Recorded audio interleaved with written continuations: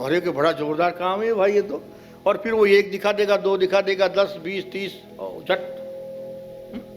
और फिर ऐसे ही जो है सो वो कुछ न कुछ बना देगा। ये फूल बना दिया मैंने, ये बना दिया, वो बना दिया। लेकिन वो क्या है? सब भ्रम है, माया जाल है, वो वास्तविकता में है कुछ भी नहीं।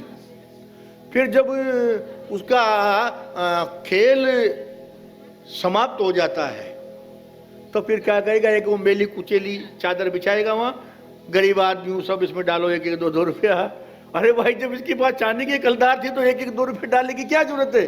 लेकिन वो झूठ था। वास्तविक सत्यता यह है कि ये गरीब है जिसको पैसों की जरूरत है। तो वो क्या था? माया जाल था, असत्य था, माया थी। तो ऐसे ही जो संसार में जो चीजें हम देख रहे हैं वो सब असत्यता प्रतीक दिखाई देता है। आज है कल नजर नहीं आता है? और लेकिन ब्रह्म जो परमात्मा है, जो आत्मा है और परमात्मा है, वो तो सत्य है, लेकिन वो दिखाई नहीं देता। जैसे वायु, अब कोई कहता है किसने परमात्मा देखा? और देखा तो नहीं, लेकिन भाई देखा तो आप लोगों ने बहुत चीजें नहीं देखी है। देखने का क्या है? किसी से पूछे कि तुमने आपके परदादाजी देखे क्या? कि बोले वो तो नहीं देखे। तो फिर आप कैसे करोगे? मेरे परदादाजी का नाम ये था कि मेरे दादाजी ने कहा था, और आपके दादाजी से मेरे पिताजी से कहा था, मेरे पिताजी ने मेरे से कहा है कि तुम्हारे परदादाजी इस तरह के थे। मानते कि नहीं मानते उनको? जैसे उदाहरण के लिए कोई व्यक्ति कहे कि अमेरिका है, एक देश है अमेरिका जहाँ बहुत आधुनिक है, ये है वह है। अब हम हमारे में से तो कोई वहाँ गया तो नहीं है, लेकिन उसको मानते हैं कि नहीं मानते हैं? क्यों मानते हैं? जब देखा नहीं है तो मान क्यों रहे हो भाई? क्यों? इसलिए मानते हैं कि भाई वहाँ वास्को डिगामा फलाना आया था, उसने अमेरिका की नई दुनिया की खोज की थी, इसलिए मानते। अरे तो वो तो उसने देखा था, तुमने थोड़ा ही देखा है भाई। हाँ, वो झूठ बोल रहा है, क्या बोल रहा है? नहीं साहब ऐसी बात नहीं है। हमारे मोहल्ले में से एक डॉक्टर साहब गए थे वहाँ बड़ी ट्रेनिंग करने अमेरिका से। अमेरिका की छाप खा करके आए डॉक्टर साहब था कि उसके पेशेंट बहुत ज्यादा आते हैं, इसीलिए वो कह रहे थे कि अमेरिका इस तरह का है। वो कह रहे थे, हम नहीं गए। कौन कह रहे थे? हमारे मोहल्ले से एक डॉक्टर साहब गए थे ट्रेनिंग करने, वो कह रहे थे ऐसी अमेरिका की सड़कें हैं, वहां ऐसी बिल्डिंगें हैं, और ये है वो है। तो हम मानते कि नहीं मानते हैं? तो वैसे ही भगवान है, स्वर्ग है, बैकुंठ है, ये हमारे ऋषि मुनि कह रहे हैं। वो गए हैं, हमारे आगले बड़े नारद जी गए हैं, वेद व्यास जी गए हैं, हनुमान जी गए हैं, इंद्र गया है, इंद्र के यहाँ स्वयं अर्जुन गया है, वो देख के आए हैं भाई वहाँ ये चीजें हैं। जैसे अमेरिका में मोहल्ले का कोई डॉक्टर गया है, अड़ोसी गया है, पड़ोसी गया है, वो कह रहा है कि ऐसा है।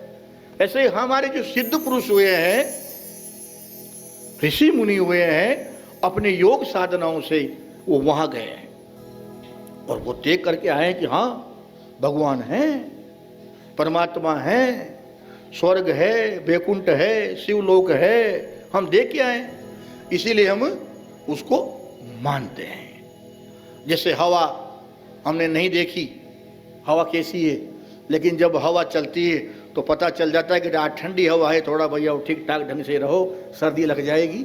हाँ, और गर्मी हो तो हाँ आनंद आ गया, ठंडी हवा चल रही है। अरे केवल महसूस होती है कि नहीं होती है, लेकिन दिखाई तो नहीं दे रही है, तो फिर हम मान रहे हैं ना उसको। तो ऐसे ही सचार सदा जो चित्त आनंद स्वरूप है वो परमात्मा है। आत्मा, परमात्मा और माया सदा से है और रहेंगे, तीन चीजें हैं और उसी के स्वरूप हैं। आत्मा, परमात्मा और उसकी माया। फिर उसके स्वरूप गुण धर्म अलग अलग समय के अनुसार पलट जाते हैं। तो ये इसीलिए प्रथम श्लोक में आया, सचिदानंद रूपाय विशोधपत्यादि हेतवे तापत्रय विनाशाय श्री कृष्णाय वयम नुमः। वो कृष्ण स्वरूप परमात्मा को नुमः, नमः नहीं कहा, नुमः यानी कि हम सब उनको प्रणाम करते हैं। अब बोले के साहब परमात्मा कोई तो कहता है वो विष्णु रूप में है, कोई कहता है वो शिव रूप में है, कोई कहता है वो राम रूप में है, तो किसको माने भाई? तो इस तरह से समझ लो। देखो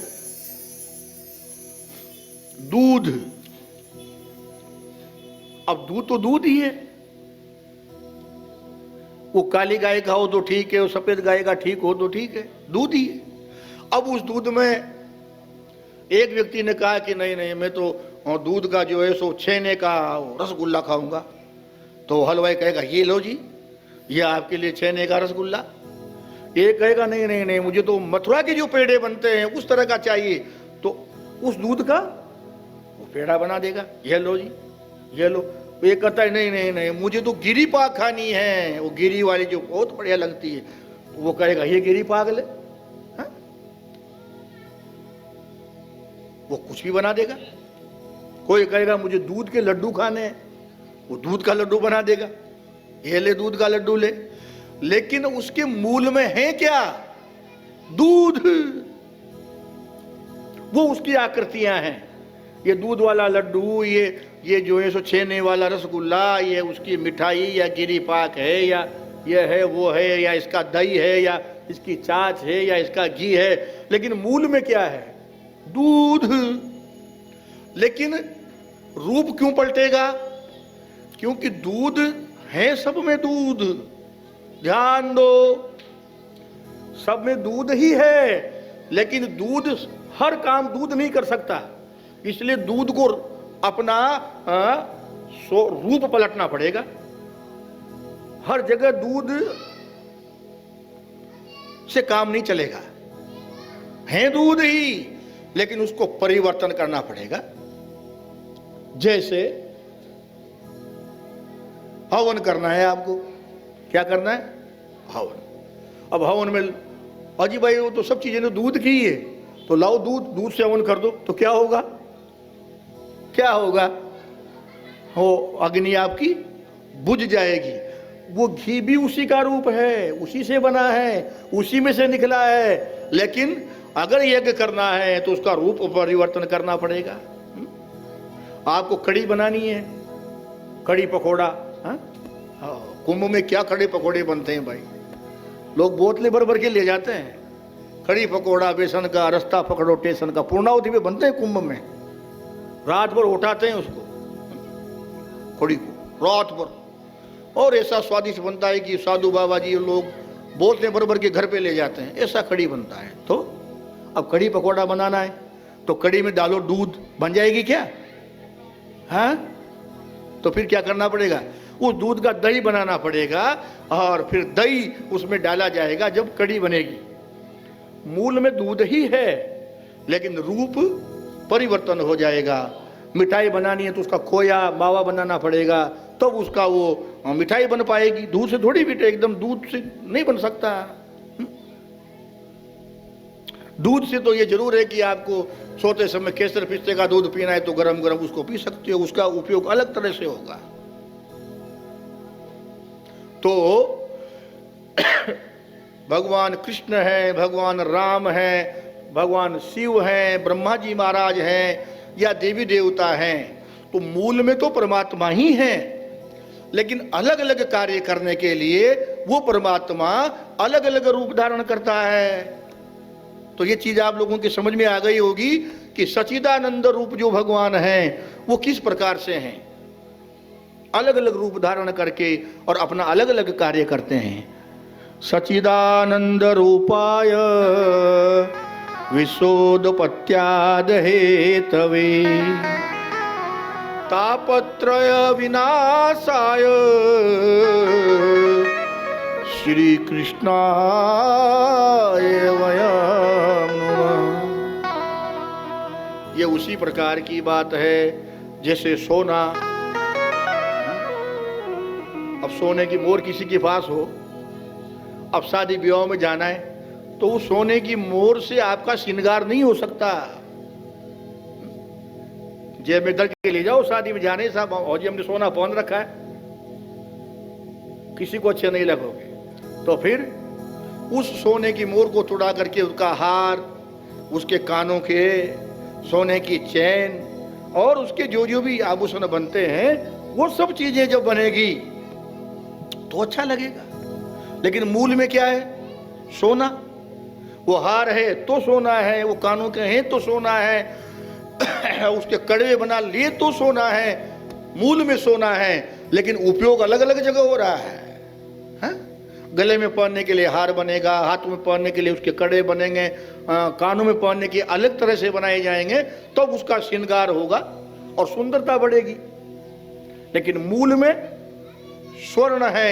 ऐसे परमात्मा देवताओं के रूप में और ब्रह्मा विष्णु महेश के रूप में एक होते हुए भी अनेक रूप में अलग अलग कार्य करने के लिए प्रकट हो जाते हैं। इसीलिए उसका जो नाम है वो सच्चिदानंद है। अब चित्त में जब तक परमात्मा का प्रवेश नहीं होता, जब तक वो कार्य करने के योग्य नहीं होता। चित्त में प्राण होते हैं, और जब तक वो है, जब तक राम है उसमें, जब तक वो चल रहा है, फिर रहा है, काम कर रहा है।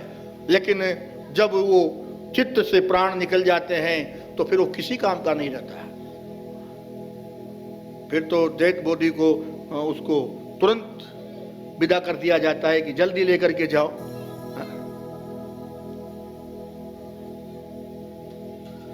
तो सतचित आनंद स्वरूप है। अब परमात्मा का दूसरा जो रूप है लास्ट में, वो है आनंद। परमात्मा आनंद रूप है और हम उस परमात्मा के अंश हैं। इसीलिए हमें भी आनंद चाहिए और आनंद की खोज में हम भ्रमते रहते हैं, इधर उधर आनंद आए कैसे भी करके। लेकिन वो आनंद हम लोग ढूंढ रहे हैं, लेकिन हमें वास्तविक आनंद नहीं मिलता। हम आनंद खोजते हैं कि बहुत बड़ा भवन बन जाए, उसमें आनंद आएगा। हम आनंद ढूंढते हैं कि कोई चीज बना करके पी ले, हाँ आनंद आ गया। लस्सी पी ली, दूध पी लिया, छाछ पी ली, कुछ भी पी लिया, हाँ आनंद आ गया। कितनी देर के लिए है? 2 मिनट के लिए। स्थायी आनंद नहीं है, स्थिर। कोई खेल तमाशा देखने के लिए चले गए, अरे बहुत बड़ा जोरदार था, बड़ा आनंद आया। कितनी देर के लिए आया? घंटे 2 घंटे के लिए आया, लेकिन फिर समाप्त। कहीं भोजन करने गए, गुलाब जामुन खाया, मिठाई खाई और खाई, थोड़ा देर के लिए तो आनंद आएगा, लेकिन उसके बाद फिर उसी चीज को दोबारा रखने आएगा तो नहीं नहीं नहीं, वो जब पश्चिम में खाया था तो बहुत आनंद आया था, लेकिन लास्ट में नहीं नहीं। अगर वो रखेगा तो नाराज हो जाएंगे कि नहीं नहीं हमने मना कर दिया ना। उसका मतलब क्या है कि उसका भी स्थिर आनंद नहीं है। तो वो आनंद किस में आ सकता है? उस परमात्मा की भक्ति में, उस परमात्मा के भजन में, उस परमात्मा की कथाओं में वो स्थिर आनंद है। तभी तो संत महात्मा है गुफाओं में, न उनके गद्दा है, न तकिया है, न सोफा है, उसी में बैठ करके तल्लीन रहते हैं। तो वो उस अलौकिक आनंद की अनुभूति करते हैं, उसको समझ रहे हो। इसीलिए यहां ये बड़ी महत्वपूर्ण बात आई, सच्चिदानंद रूपाय विशुद्धपत्यादि हेतवे तापत्रय विनाशाय श्री कृष्णाय वयं नुमः। तापत्रय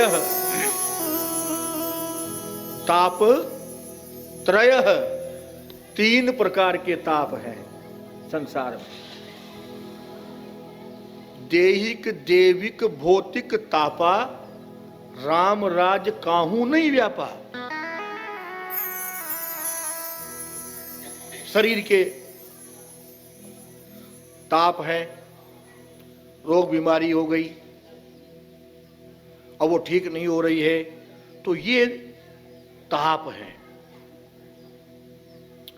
देवताओं के द्वारा दंड मिल रहा है कोई न कोई कारण से, वो ताप है। प्रेत बाधाओं के द्वारा ताप है। तो देयिक देविक भौतिक तापा राम राज काहू नहीं व्यापा। हालांकि राम राज्य में किसी को नहीं व्यापते थे। इसका मतलब क्या हुआ कि आज राम जी को गए हुए कितना समय हो गया, अनगिनत समय है, लेकिन आज भी राम जी को लोग याद करते कि नहीं करते हैं कि राम राज्य चाहिए। राम राज्य का मतलब क्या है कि हर व्यक्ति संपन्न है, दरिद्रता नहीं है, रोगी नहीं है, पिता के पहले पुत्र की मृत्यु नहीं होती। ये सारी बातें थी वहां। समय समय पर बादल बरसात करते हैं, जब चाहिए जितनी चाहिए जितनी करते हैं। ऐसा नहीं कि बरसात चाहिए रोचने बादल बरसेगी, सब बह गया, ऐसा फसलें भी बह गई और मकान भी ढह गए, सब चला गया। ऐसा नहीं, जितना चाहिए उतना बरसात होगी। ये राम राज्य है।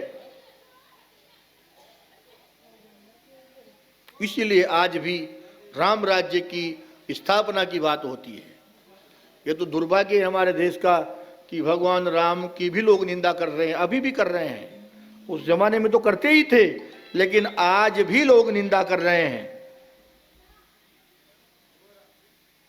ये बहुत बड़ा दुर्भाग्य है।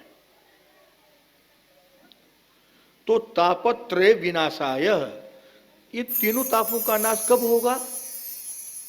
जब हम उस परमात्मा की शरण में हो जाएंगे, शरणागत हो जाएंगे। जैसे एक बालक जब अपनी मां पर निर्भर होता है तो उसके ताप सारे कष्ट उसकी मां हरण कर लेती है। एक बच्चा जब अपनी मां के ऊपर निर्भर होता है तो उसके सारे जो कष्ट है उनको हरण कौन करती है? उसकी मां। भूख लग रही है, दूध कौन पिलाएगी? मां। उसने गंदा हो गया तो उसको साफ कौन करेगी? उसकी मां। कपड़े फट गए गंदे हैं तो उसको कौन करेगी? मां। सर्दी लग रही तो स्वेटर कौन पहनाएगी? उसकी मां। सुलाएगी मां। तो ये क्यों? क्योंकि वो जो अबोध बालक है वो उसने मां को समर्पण कर रखा है, यानी कि वो मां के ही समर्पित है। उसका कुछ भी रोल नहीं है, जो भी करना है उसकी मां को करना है। ऐसे ही जब जीव परमात्मा के शरणागत हो जाता है तो सारी व्यवस्थाएं उस परमात्मा की हो जाती है।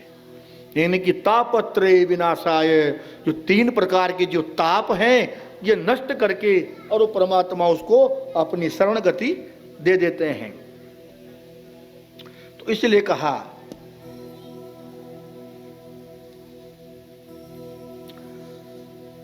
तो महाराज यहां इस सच्चिदानंद को प्रणाम करने के बाद सुखदेव जी का वर्णन आया है कि सुखदेव जी जो है सो जन्म हुआ है और जिनका नाल भी नहीं कटा है और वो चल दिए।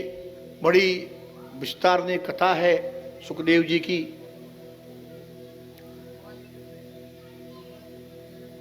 कि महादेव ने उस सुख को अमृत कथा सुनाई और फिर वो हरे हरे करने लगा। और फिर जब उसको भगवान शिव मारने के लिए दौड़े तो वो व्यास जी की पत्नी थी, उसका नाम था अरणी। अरणी ने जब मुंह खोला तो सुख अपना रूप परिवर्तन करके अणुरूप से उसके गर्भाशय में चला गया और 12 वर्ष तक वहीं रहा। महादेव बैठ गए कि इसको निकालो, कि बाहर निकलता ही नहीं है। बाहर क्यों नहीं निकलते हो? कि ये आपकी माया मुझे व्यापेगी। और ऐसे कितने जीव के जन्म होते हैं, तो आपकी जो माया व्यापेगी, यही तो परमात्मा के भजन में विघ्न करती है। तो क्या करें कि मुझे वरदान दो, आशीर्वाद दो कि आपकी माया मुझे न व्यापे। तो उन्होंने कहा ठीक है महाराज, हम आपको आशीर्वाद देते हैं कि आपको हमारी माया जो है भगवान की वो माया नहीं व्यापेगी। तब सुखदेव जी प्रकट हुए। बोले सुखदेव भगवान की। अब नालवा भी जिनका नहीं काटा गया, 12 वर्ष का, वो तो होते ही बड़े हो गए, 12 साल जैसे लगने लगे और चल दिए। तब उसके पिता उसके पीछे पीछे, अरे तिष्ठ तिष्ठ टहर टहर टहर, अरे पुत्र रुक जा रुक जा रुक जा, कहाँ जा रहा है? एक सरोवर पे कुछ स्त्रियां नहा रही थी, तब सुखदेव जी निकले तो उनको कोई फर्क नहीं पड़ा, लेकिन उनके पिताजी जब निकले तो सब ने भाग भाग करके अपने कपड़े पहन लिए। उन्होंने कहा ऐसा क्यों? वो कहते हैं कि भाई सुखदेव जी तो नर और नारी में कोई भेद ही नहीं करते। वो तो ये मानते हैं कि ये जो शरीर है ये अलग है और आत्मा तो सभी की एक ही है, चाहे वो स्त्री हो चाहे पुरुष हो, सब जीवों में एक ही आत्मा है, तो सभी को आत्मा राम ही मानते हैं। और आप भेद करते हैं, ये स्त्री है ये पुरुष है, आप भेदा भेद करते हैं। इसलिए जब आप भेद कर रहे हैं तो हमने भी भेद कर दिया, इसलिए हमने कपड़े पहन लिए। आपने कहा ये नारियां हैं वो नर है, लेकिन आपके पुत्र ऐसा नहीं मानते। आगे गए तो वृक्षों में से आवाज आई कि पिताजी कौन किसका पुत्र और कौन किसका पिता है। इस संसार में समस्त आत्माएं स्वतंत्र है और अपने कर्म के अनुसार जीव बार बार जन्म लेता है और फिर शरीर छोड़ करके आगे चला जाता है। ये एक मार्ग है, चलता रहता है, ये चक्र है। फिरत सदा माया कर प्रेरा,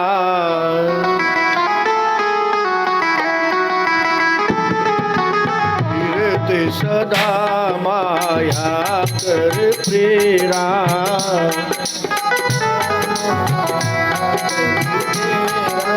काल कर्म स्वभाव गुण घेरा,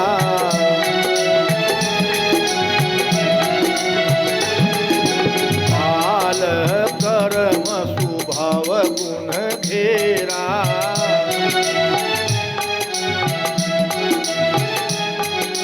फिरत सदा माया कर प्रेरा, फिरत सदा माया कर प्रेरा। माया का ये चक्र के अनुसार जीव अपने काल और स्वभाव के अनुसार जो है वो चल रहा है। फिरत सदा माया कर प्रेरा,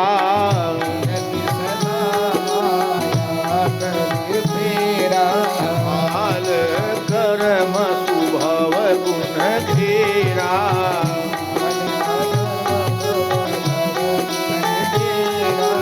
काल कर्म स्वभाव गुण के अनुसार, काल कर्म गुण उस स्वभाव के अनुसार जीव कर्म करता है और अलग अलग योनियों में चलता रहता है। इसलिए ये बात कही गई, काल कर्म स्वभाव गुण घेरा,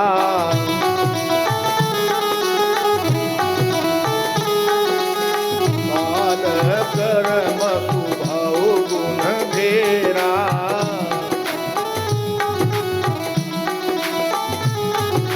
फिरत सदा माया कर प्रेरा।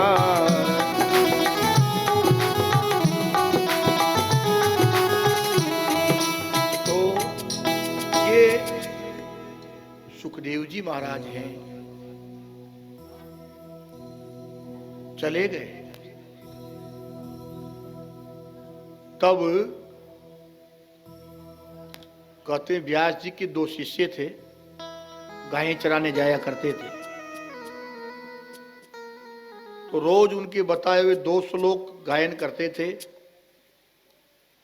और बरहा पीड़म वटवरु कर्णयो कर्णिकारम, तो ये जब श्लोक सुखदेव जी ने सुना कि इतनी सुंदर परमात्मा की रचना किसने की, ये मुझे बताओ। उन्होंने कहा हमारे गुरुजी ने। गुरुजी कहाँ रहते हैं? आश्रम पे, हमें भी मिलाओ। अब जब वो गुरुजी के यहाँ गए तो वो तो उनके पिताजी ही थे, गुरुजी व्यास जी। उन्होंने कहा है पुत्र आओ, हम तुम्हारा ही राह देख रहे थे, बैठो। और उन्होंने फिर उनको भागवत पढ़ाया। और भागवत पढ़ाने के बाद फिर सुखदेव जी ने ऐसी भागवत कथा की कि एक ही बार में जान गयो संसार, पूरे संसार में प्रचार हो गया, ऐसी भागवत की।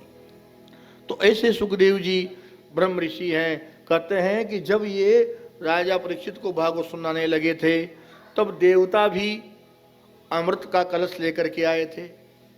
हाजी के ये बोले ऐसा करो, आप लोगों को इस परीक्षित को मरने का भय है, गुरुजी आप भी अमृत पी लो और आपके चेले को भी पिला दो, तो ये मरने का झंझट ही खत्म हो जाएगा, जो डर लगा हुआ है। और जो भागवत रूपी अमृत है ये हमें पिला दीजिए। जो आप भागवत कथा करने वाले हैं ये अमृत तो हमें पिला दो, और ये जो अमृत स्वर्ग से लाए हैं ये राजा परीक्षित को पिला दो। सुखदेव जी ने कहा रे देवताओं, कहां तो तुम्हारे कांच के टुकड़े वाला अमृत और कहां हमारा वास्तविक अमृत। तुम लोग अमृत पीने के बाद भी डरपोक हो, कभी रावण के डर से भागे भागे फिरे, कभी जलंधर के डर से भागे भागे फिरे। हा? परमात्मा से कहते हैं बचाओ, लेकिन जिसने भक्ति रूपी अमृत पी लिया, भागवत रूपी अमृत पी लिया, वो निडर हो गए। कैसे? जैसे प्रहलाद जी ने भक्ति रूपी अमृत पी लिया तो कंस से नहीं डरे, उसके हिरण्याकुश से, हिरण्याकशिपु से प्रहलाद जी नहीं डरे। ध्रुव जी ने भक्ति रूपी अमृत पी लिया तो अकेले जंगल में चले गए, वो शेर चीते और इनसे नहीं डरे, तपस्या करते रहे, निडर हो गए। तो हमारी जो भागवत का जो अमृत है ये निडर कर देता है और अंत में उसको सारे जंजालू से छुड़वा करके सदगति करवा देता है। तुम्हारे अमृत में मोक्ष कराने की क्षमता नहीं है। और फिर देवताओं, तुम तो बड़े स्वार्थी निकले। अगर भागवत कथा ही सुननी थी तो आकर के जैसे सब लोग बैठे हैं तुम भी बैठ के सुन के चले जाते। कोई मना कर रहा था क्या? है? कौन मना कर रहा था आपसे? कथा हो रही, कोई भी बैठे सुने। लेकिन तुमने तो आते ही मोल भाव शुरू कर दिया। लो जी, ये अमृत तो हमारा, ये अमृत का घड़ा तो आप पियो, इससे तो अमृत पी लो, और ये हमारे को दो, इसको मत पिलाओ, हमारे को पिलाओ। ये कैसे हो सकता है भाई? ये तो परमात्मा की कथा है, तो सब पी सकते हैं, तुम स्वार्थी हो। इसीलिए देवताओं, अब ये अमृत हम तुम्हारे को नहीं पिलाएंगे।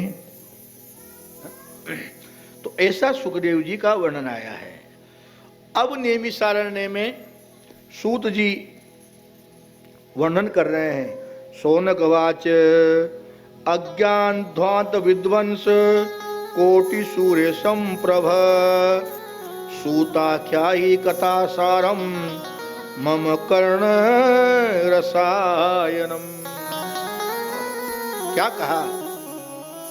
अज्ञान ध्वांत विध्वंस, पहले कि अज्ञान रूपी जो जंजाल है उसका विध्वंस करने वाले, कोटि सूर्य संप्रभ, करोड़ों सूर्य के समान प्रकाश, अंधेरे का नाश करने वाले। क्योंकि जब सूर्य का प्रकाश होता है तो अंधेरा वहां नहीं आता। एक बार अंधेरे के और सूर्य की लड़ाई हुई। लड़ाई तो नहीं, हालांकि मिले कभी नहीं, लेकिन अपने आप मन में मान लिया कि हमारी लड़ाई है उनसे, क्योंकि मिले कभी मिले ही नहीं। रात दिन का मिलान हुआ ही नहीं, सूर्य का रात्रि का। अब रात्रि, अंधेरा रात्रि, ब्रह्मा जी के पास गई कि प्रभु त्राहि मां, मेरे ऊपर कृपा करो। बोले क्या बात है? कि सूर्य जो है ना मुझे मारता है, तो मेरी रक्षा करो। तो ब्रह्मा जी ने कहा बुलाओ सूर्य को। तो सूर्य को बुलाया गया, क्यों भाई आपकी शिकायत आई है कि तुम रात्रि को मारते हो और उसे घृणा करते हो। सूर्य ने कहा कि मैंने तो कभी रात्रि को देखा ही नहीं, मैंने अंधेरे को कभी देखा ही नहीं। तो कोई व्यक्ति ये कहे तो झूठ कह रहा है। मैंने किसी व्यक्ति को जब देखा ही नहीं है तो तुम्हें अपराधी कैसे बुलाओ रात्रि को, नहीं कि मैंने उसके साथ कब अन्याय किया। तो रात्रि से कहा कि भाई आ जाओ। उन्होंने कहा जो सूर्य जहां है वहां तो मैं आ ही नहीं सकती। अरे भाई जब वो सूर्य है वहां तो आ ही नहीं सकती तो लड़ाई कैसी है, नहीं है। तो ये ज्ञान रूपी जो प्रकाश है, ये अज्ञान का नाश करने के वाले ऐसे करोड़ों सूर्य के समान हे सूत जी आप हो। सूत जी के लिए ये उपाधि दी शौनक जी ने, आप हो अज्ञान का विनाश करने वाले। और सूताख्यायी कथा सारम मम कर्ण रसायनम, हमारे ये ज्ञान रूपी रसायन, अमृत रूपी रसायन हमारे कानों में आप डालिए, जिससे कि इन सब ऋषियों के संशय का निवारण हो, सबके ऊपर कृपा हो। अब 88,000 ऋषि हैं, लेकिन उनमें मतभेद नहीं है। ध्यान दो, उनमें मतभेद नहीं है, यानी कि एक ही परंपरा को मानने वाले हैं। सबका एक जैसा तिलक, एक जैसा सिस्टम। जैसे सुबह दंत धावन करेंगे, सुबह का नियम क्या है हमारा, पानी पिया गर्म या ठंडा जिसको जैसा पीना है, और शौच के लिए चले गए। शौच से आने के बाद उसका हस्त प्रक्षालन 5-7 बार जितना भी वात वगैरह शौच के धोए, फिर दंत धावन मंजन किया। मंजन आदि होने के बाद फिर स्नान हुआ। स्नान के बाद पितरों के तर्पण, नित्य श्राद्ध जिसको कहते हैं तर्पण। आज लोग परेशान क्यों हैं कि हमने इन परंपराओं को बंद कर दिया। स्नान के बाद क्या आता है, तर्पण। अपने पितरों का नाम ले लेके ती तर्पयंताम, देवताओं का इस तरह से पितरों का अंगूठे की तरफ से इस तरह से तर्पण होते हैं, और ऋषियों का बीच में से ऐसे ऐसे होता है। तो तर्पण आदि करने के बाद फिर संध्या वंदन। ये संध्या वंदन करने का काम केवल ब्राह्मणों का ही नहीं है, जो सनातन धर्म को मानने वाला है सभी को संध्या करना चाहिए। वो आसन लगा करके ऊनी और गायत्री का जाप करे, यज्ञोपवीत धारण करे। ये जनेऊ भी ब्राह्मण की पहनने के लिए नहीं है। अरे भाई ये तो पंडित जी जनेऊ पहनेंगे, नहीं, सभी हिंदू के लिए जनेऊ आवश्यक थी। धीरे धीरे सबने बंद करते करते करते करते इस स्थिति पे आ गए कि अब तो ब्राह्मण भी 25% ही पहनने लग गए महाराज। और उन्हें तो सबने टांके हुए बरस हो गए, लेकिन ब्राह्मणों ने भी खूंटे के टांक दिया। तो सभी जो सकल सनातनी है सब जनेऊ पहने, वो संध्या करे। और संध्या करने के बाद, संध्या किसका, संध्या का मतलब क्या, संधि। संध्या का मतलब क्या, संधि किसकी, दिन रात की संधि। जैसे सुबह दिन होगा, रात्रि जा रही है तो संधि काल है। शाम को दिन रात्रि की संधि काल है। दोपहर में भी सूर्य का जो मध्याह्न है वहां से ढलान भी आ रहा है, उसका संधि काल है। तो त्रिकाल संध्या है। संध्या करने के बाद फिर उसको अलग तपस्या करनी है। वो हनुमान जी का भगत है, उसको सुंदरकांड प्रिय है तो सुंदरकांड करे। वो शिव जी का भगत है तो शिव जी के मंदिर पे जाए, ओम नमः शिवाय की माला पढ़े, कोई मना नहीं है। वो बेरू जी का भगत है तो बेरू जी के धूप धुंधाड़ा जो भी करना है सब करे, कोई प्रॉब्लम नहीं है। लेकिन मूल कर्म जो है संध्या, वो जरूरी है। अब उसको तो सबने समाप्त कर दिया कि जैसे तो वो तो हमारे डिक्शनरी में था ही नहीं, इस तरह से मान लिया सब लोगों ने, और भूल भी गए उस परंपरा को, भूल भी गए। बोली वैष्णोदेव। तो संध्या करने के बाद वो ओम नमो भगवते वासुदेवाय की माला फेरे, ओम नमो शिवाय की माला फेरे, या पूजा पाठ नहीं तो मंदिर पे जाए, नारायण नारायण का संकीर्तन करे, जो भी करना है वो करे।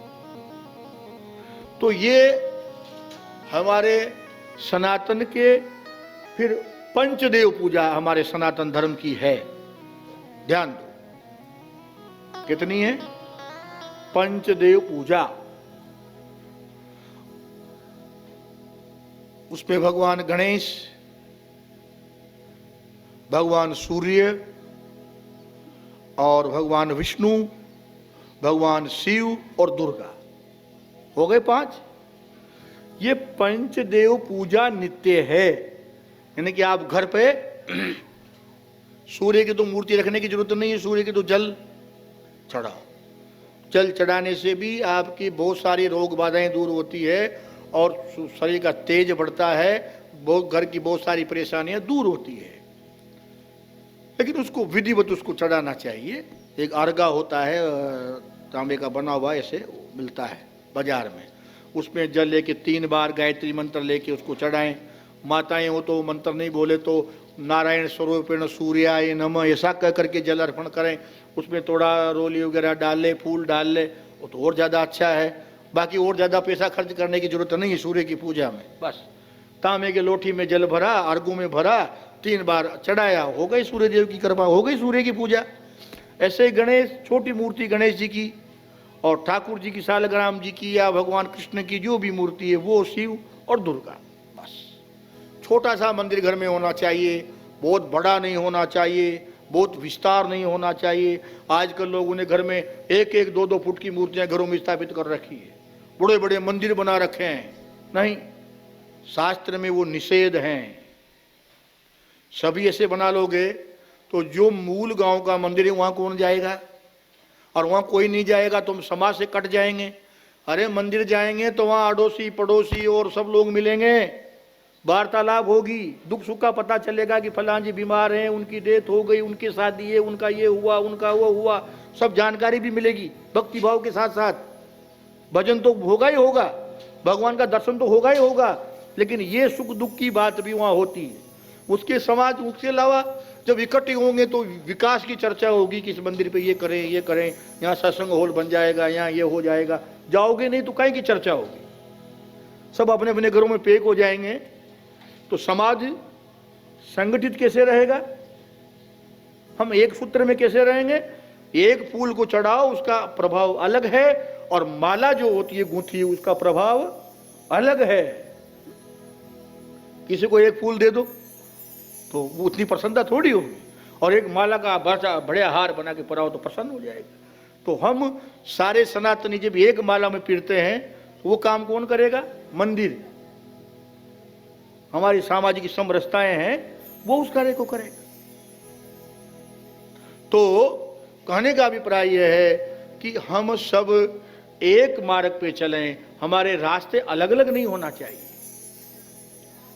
इस कथा के पीछे ये बात है। आज स्थिति यह है कि परिवार में किसी बेटा तो किसी का चेला दूसरे का है, बेटी और की चेली है, माता पिता किसी अलग ही चेले थे महात्मा जी के, और सबने घर में अलग अलग चौकियां और बाजोट और अलग अलग मंदिर बना रखे हैं और अलग अलग गुरु जी के फोटो लगे हुए हैं। अब घर में ही, अभी तो घर में ही विघटन पैदा हो गया। 5 व्यक्ति हैं, घर के 5 व्यक्ति अलग अलग रास्ते जा रहे हैं। नहीं नहीं, हमारे गुरुजी ने ऐसा कहा था, हमारे गुरुजी ने ऐसा कहा। किसी की भी गुरुजी हो, सनातन धर्म का एक ही लक्ष्य है कि पंचदेवों की पूजा होना चाहिए, गणेश, दुर्गा, सूर्य और भगवान शिव और भगवान विष्णु। बोले फिर ब्रह्मा जी कहाँ आएंगे? कि ब्रह्मा जी सूर्य में ही मान ली गए, सूर्य के जल चढ़ा दिया ना, ब्रह्मा जी की हो गई उसी में, बस ऐसा माना है। ज्यादा प्रपंच पे न पड़े। इस तरह की सेवाएं करके अपना अर्थ उपार्जन के लिए व्यक्ति को कार्य करना चाहिए। ऐसा भी नहीं कि नहीं साहब हम तो बस हो गए, नहीं, धन की जरूरत है, धन कमाना चाहिए। अगर धन का विरोध होता, शास्त्रों ने अगर धन का विरोध किया होता और ये कहता कि धन कोई मत कमाओ, भजन ही करो, तो भगवान श्री कृष्ण की सोने की द्वारिका नहीं होती। इसीलिए भगवान के भक्तों को या भगवत रसिकों को ऐसा कहीं नहीं लिखा है कि वो धन कमाना छोड़ दें या अर्थ न कमाएं, खूब धन कमाएं, लेकिन धर्म नीति के अनुसार कमाएं। अगर अनीति से कमाएंगे तो घर में अनेक विघ्न पैदा हो जाएंगे, आगे जाकर के बहुत परेशानियां आती है। मुझे पता है अनीति का धन किस प्रकार का अनर्थ करता है। एक बार कहीं यज्ञ हुआ, मुझे सुनाया किसी भाई ने, तो एक डेयरी से वो हवन के लिए घी लाया करते थे, तो उसने सोचा कि ये तो हवन में जा रहा है, तो यहाँ कौन चेक कर रहा है, एक असली है कि नकली है। तो सब उसने वो चर्बी का और तेल और सब मिला मिला के न जाने क्या क्या कर करके उसमें 80-100 पीपे घी के लगे होंगे, सब दे दिए। और वो 50 रुपये किलो का उस समय था वो नकली घी, तो वो ला करके उसने 200-300 रुपये के हिसाब से अपना भाव लगा लिया 80-100 पीपे में। अब वो पीपा उसने कमाया, लेकिन बाद में पता चला कि 12 महीने के अंदर ही सारे परिवार के समाप्त हो गए। केवल वो मिलावट करने वाला ही बचा, न उसकी पत्नी बची, न बेटा बचा, और जो 1-2 परिवार के थे भग गए, रूठ गए, और सब पूरा काम तमाम हो गया। हालांकि उसको सजा जल्दी मिल गई, किसी को 10-20 साल में, 50-20 साल में मिलती है, लेकिन उसका प्रभाव तातई पुनि उपजई बहुसूला, ये रामायण की चौपाई है। कर्म कांटे का पेड़ लगा रहे हो तो वो हाथों हाथ कांटे नहीं आएंगे, वो बम्बूल बड़ा होगा, फिर उसके वो तीखे तीखे बड़े बड़े सूल पैदा होंगे, फिर वो उसके चुभेंगे। क्यों? क्योंकि उसी ने उसको लगाया था। अपने खेत की फाटक है, वहां एक बम्बूल का पेड़ लगा दे, रोज जाओ, फिर जो बड़ा होगा ना तो उसके कांटे नीचे खिलेंगे, जब वो जाएगा तो चुभेंगे भी सही। क्यों? क्योंकि वो कर्म उसने किया है। हाथों हाथ नहीं तो देरी से सजा मिलेगी। तिरते पुनि उपजई बहु सूला, सूल उपजते हैं। इसलिए धन की शास्त्रों में कहीं निंदा नहीं। धन कमाएं, खूब कमाएं, और फिर कमाने के बाद क्या करें? बोले कमाने की बात तो आगे, लेकिन उसका करेंगे क्या? तो उसके लिए शास्त्रों ने कहा कि शास्त्रों की मर्यादा है कि धर्म अर्थ काम मोक्ष है ना।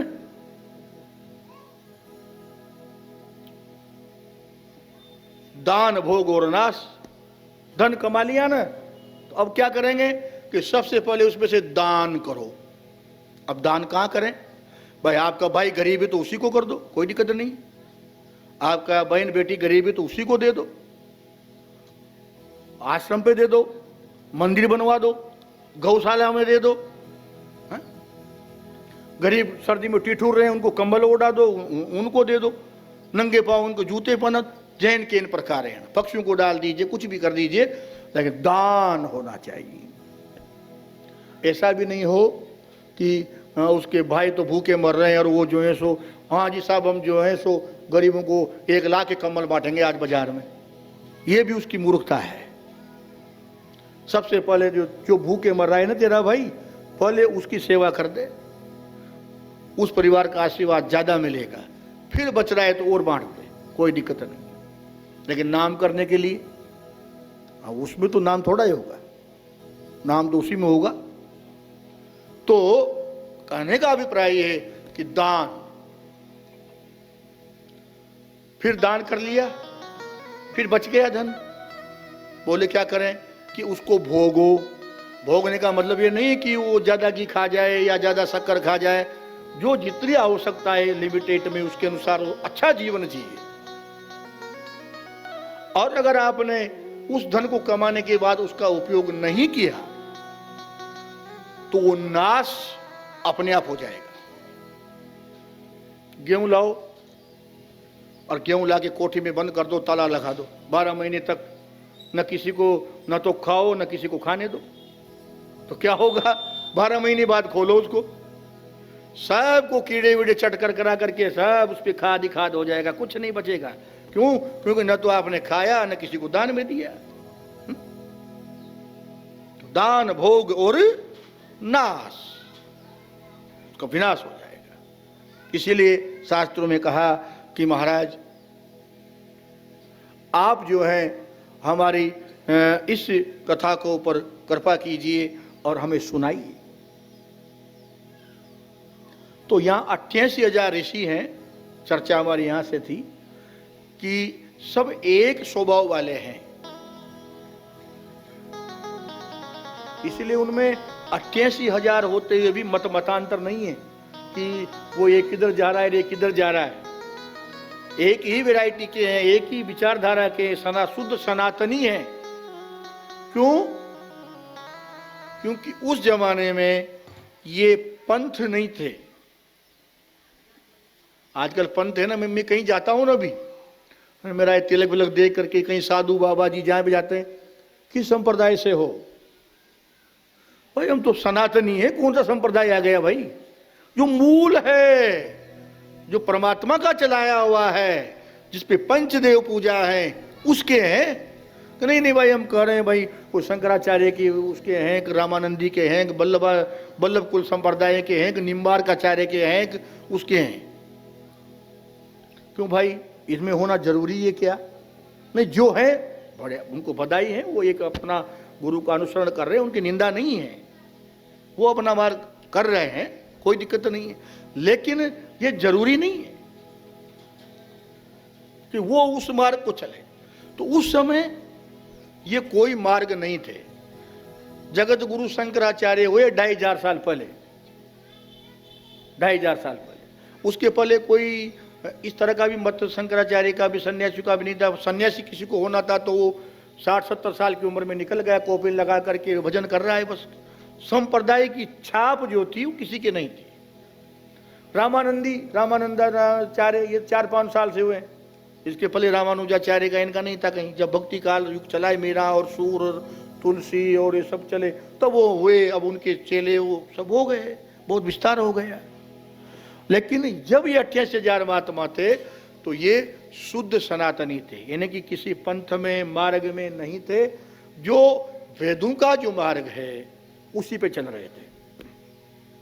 तो शौनक जी ने कहा, सूताख्यायी कथा सारम मम कर्ण रसायनम, हमारे कानों में ये अमृत रूपी रस घोलिए, हमारे कानों में अमृत रूपी रस सुनाइए, यह कहा। तब सूत जी बड़े प्रभावित हुए और कथा करने लगे। आइए भगवान का एक संकीर्तन करें, उसके बाद हम आगे बढ़ेंगे।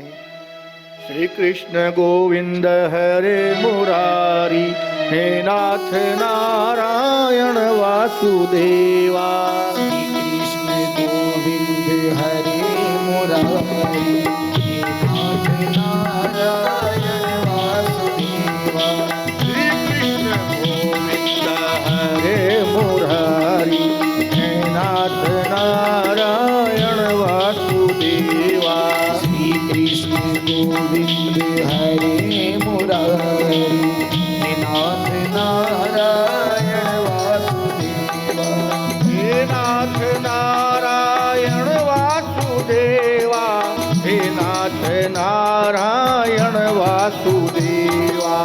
हे नाथ सब नारायण गाइए। वासुदेवा, हे ताली बजाते हुए। नारायण वासुदेवा। कृष्ण गोविंद हरे मुरारी, हे नाथ नारायण वासुदेवा। श्री कृष्ण गोविंद हरे मुरारी, हे नाथ नारायण वासुदेवा। हे नाथ नारायण वासुदेवा, हे नाथ नारायण वासुदेवा। हे नाथ नारायण वासुदेवा। श्री कृष्ण जय हो, हरे मुरारी, हरि बोल। नाथ नारायण वासुदेवा।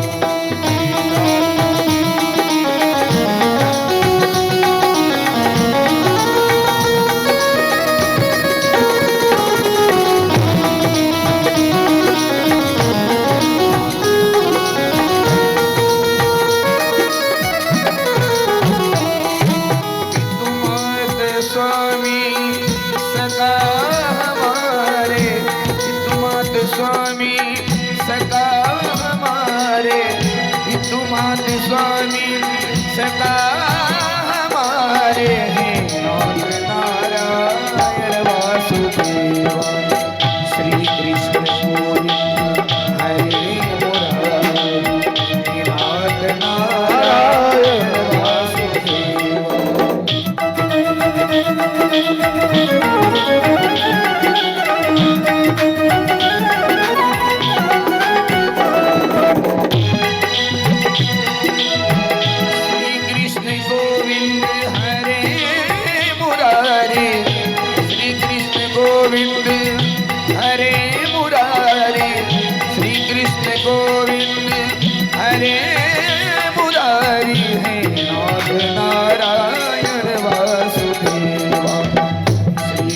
गोविंद हरे मुरारी नाथ नारायण वासुदेवा हे नाथ नारायण वासुदेवा हे नाथ नारायण वासुदेवा हे नाथ नारायण वासुदेव। कहते हैं, हे ऋषियों, आपने बहुत ही अच्छा प्रश्न किया है।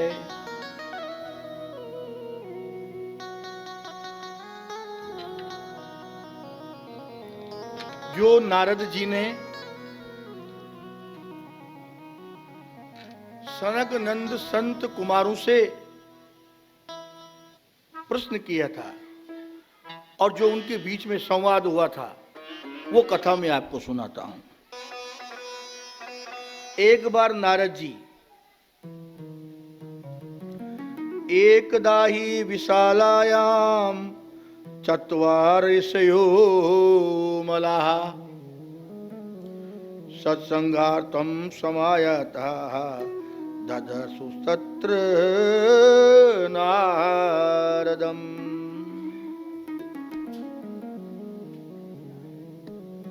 एक समय एकदा ही विशालायाम चत्वारसयो मलाः। विशाला यानी कौन है? विशालापुरी बोलते हैं बद्रीनाथ को, बद्रीनाथ को। और बद्रीनाथ की जो भूमि है, जो हमारे 4 तीर्थ हैं, उनमें से सतयुग की भूमि बद्रीनाथ है। और जहां कहते हैं कि एक एक दिन की तपस्या का फल 1000 वर्ष का, 10,000 वर्ष का है। एक दिन भी साधना कर ले वहां रह करके तो इतना फल बद्रीनाथ का है। बद्रीनाथ वो जगह है कि बद्रीनाथ में जब बद्रीनाथ का मंदिर नहीं था, जब भगवान की प्रतिमा नहीं थी, तब भी लोग उस जगह पे जाकर के तपस्या करते थे, वहां जाया करते थे। और वो गांव उस जमाने में भी था। विशाला नगर का वर्णन आया है ना, वो उस जमाने में भी था, आदिकाल। तो उस विशाल नगरी में नारद जी जब गए तो उन्होंने सनक नंद संत कुमारों का दर्शन किया और प्रणाम किया। और संत कुमारों ने कहा कि हे भाई, किस लिए आप यहाँ आए हैं और आप बड़े चिंतातुर नजर आ रहे हैं। कस्य चिंतातुर भवान, क्या कारण है कि आप चिंतित हो? मुझे बोले, चिंता का कारण ही ऐसा ही है कि आपको, साधु को चिंता का कारण न बच्चों की परवरिश करनी है, न मकान बनाना है, न दुकान पे बैठना है, न गाय धोनी है, न भैंस धोनी है, कुछ भी नहीं करना है। और फिर भी टेंशन, कहीं की टेंशन है साधु के भाई? ऐसी टेंशन नहीं होना चाहिए साधु के। साधु तो हमेशा प्रसन्न ही लगना चाहिए, चिदानंद के स्वरूप में आनंदित रहता है। साधु को परेशानी है और ये चिंताएं क्यों? चिंता बहुत खराब होती है।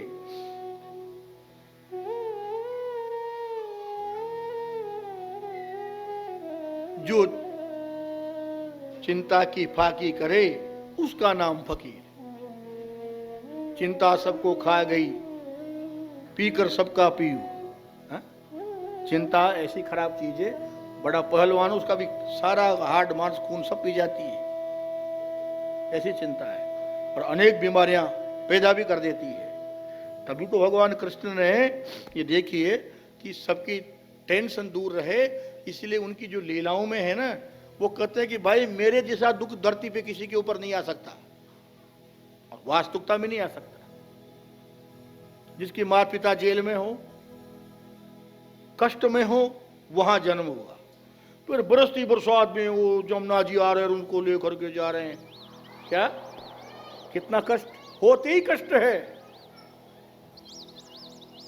फिर वहां पहुंचने की देरी लगी, उसमें वो पूतना आ गए, फलाना आ गया, ढीमका आ गया, सब आगे हम 10वें स्कंद में सुनाएंगे। ये संकट पैदा हो गया। और जब घुटनों के बल चलने लगे, थोड़ा सा तो उकल के बांध दिए, तो वो कहीं नहीं तो वो पेड़ ही गिर गए। अरे राम राम राम, मेरे लाला को दब जाता, मर जाता। तो वो गांव भी छोड़ दिया। फिर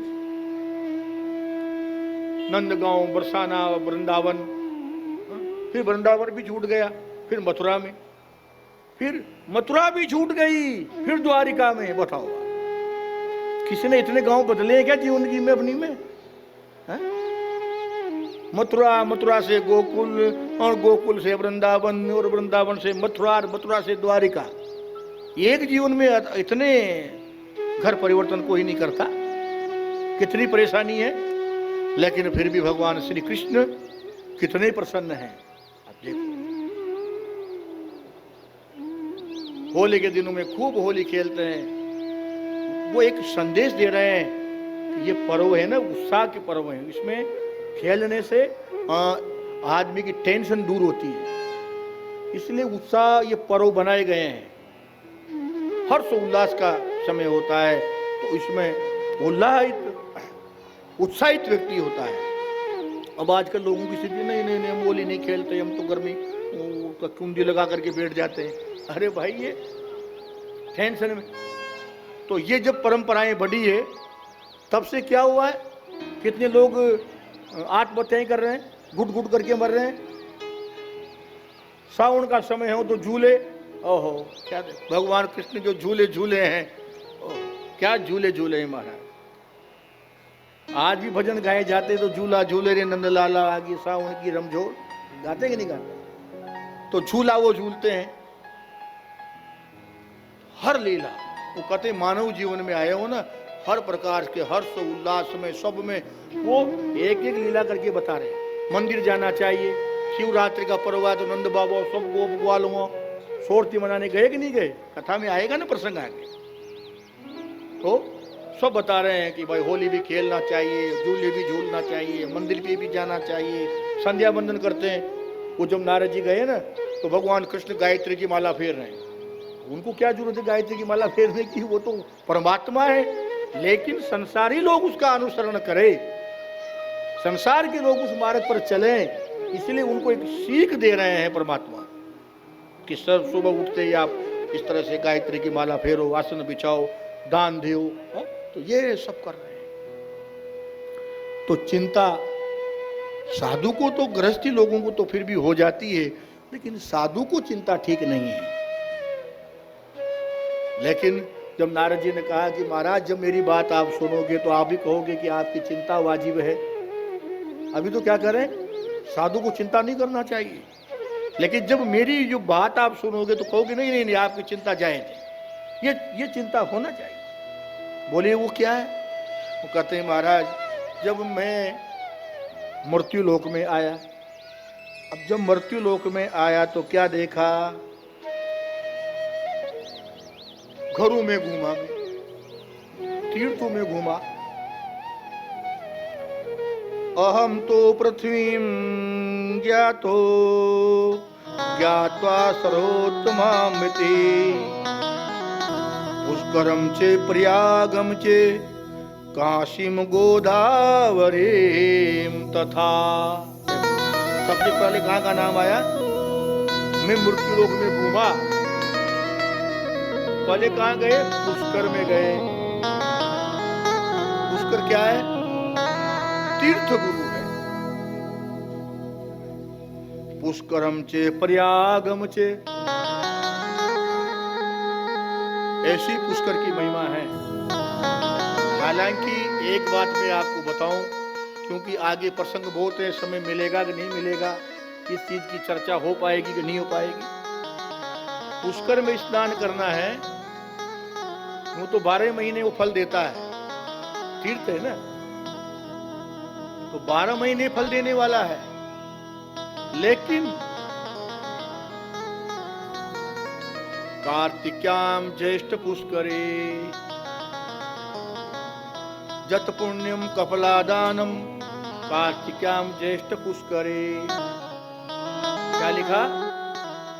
जत पुण्यम कपलादानम कार्तिक्याम ज्येष्ठ पुष्करे, यानी कि कार्तिक के महीने में, जेठ के महीने में जो पुष्कर में जाकर के हम सरोवर में नहाते हैं, 2 महीने मुख्य, कार्तिक का महीना, जेठ का महीना, उस तीर्थ में जब नहाते हैं तो वो हमारे सारे पापों को हर लेता है। वैसे तो 12 महीने ही प्रभाव है, लेकिन 2 महीने विशेष प्रभाव है। तो वहां भगवान और देवता किस रूप में रहते हैं? बोले वहां जल रूप में रहते हैं। वो जल ही देव रूप है। सरोवर का जो, ब्रह्म सरोवर का जो